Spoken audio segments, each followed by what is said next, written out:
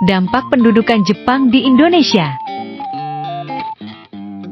Bagaimana pendudukan Jepang di Indonesia pada masa Perang Dunia II memengaruhi kehidupan sehari-hari masyarakat Indonesia?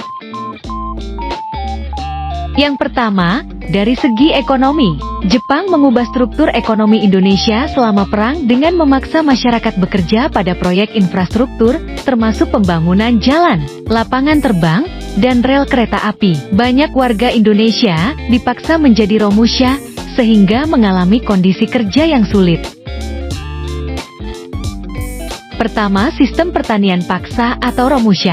Jepang menerapkan sistem pertanian paksa yang memaksa penduduk Indonesia untuk bekerja di ladang-ladang tanpa upah. Ini meningkatkan produksi pertanian untuk kepentingan Jepang, namun menyengsarakan rakyat. Contohnya pekerjaan romusha di sektor pertanian yang dilakukan tanpa upah menyebabkan kondisi kerja keras dan memberikan dampak negatif pada kesejahteraan masyarakat lokal.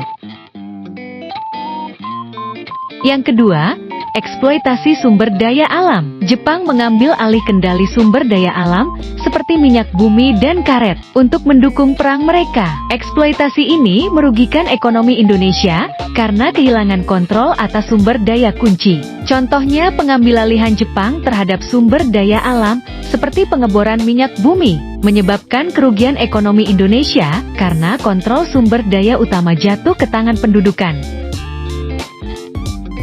Yang ketiga, inflasi dan kekurangan pangan pasca pendudukan. Setelah Jepang keluar pada 1945, Indonesia mengalami inflasi yang signifikan. Kekurangan pangan terjadi karena sistem ekonomi yang terpengaruh dan terfragmentasi pasca pendudukan. Contoh, setelah keluarnya Jepang, tingginya tingkat inflasi membuat harga barang melonjak, menyebabkan kesulitan ekonomi bagi masyarakat yang sudah menderita akibat pendudukan.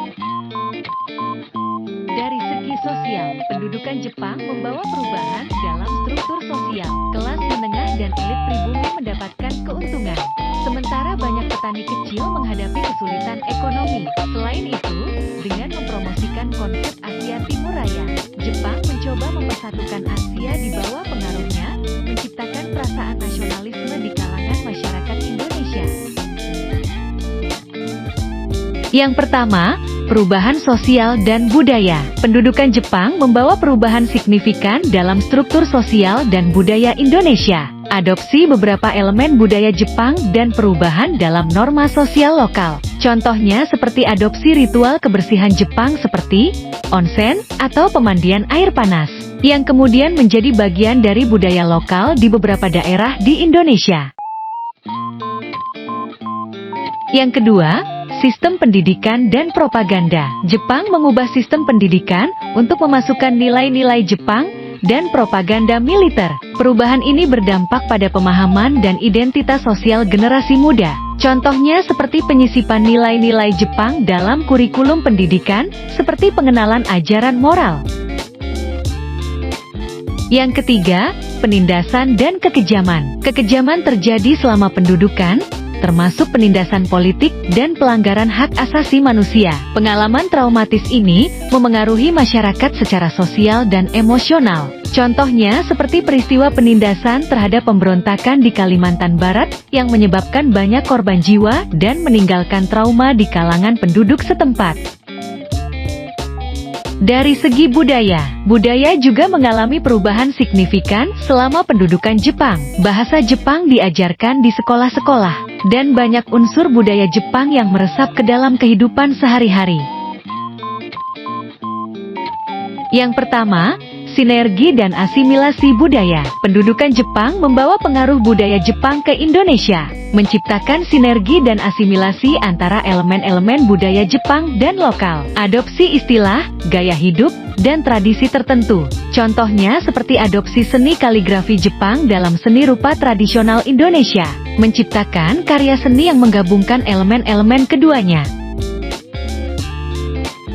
Yang kedua, perubahan gaya hidup dan norma sosial. Masyarakat Indonesia mengalami perubahan dalam gaya hidup dan norma sosial karena adopsi unsur-unsur budaya Jepang. Perubahan ini mencakup pakaian, makanan, dan hiburan. Contohnya seperti meningkatnya popularitas pakaian tradisional Jepang, seperti kimono di kalangan masyarakat Indonesia, mempengaruhi tren fashion lokal.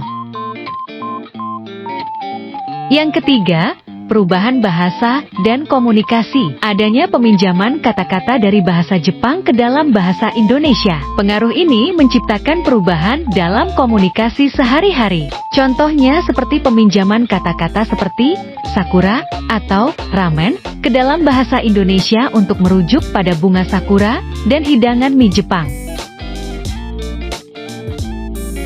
Yang keempat, pengaruh pada arsitektur dan desain. Arsitektur dan desain mengalami perubahan dengan adopsi elemen-elemen arsitektur Jepang.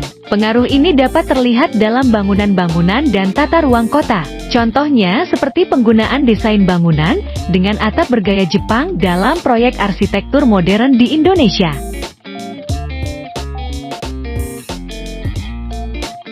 Sekian dan terima kasih.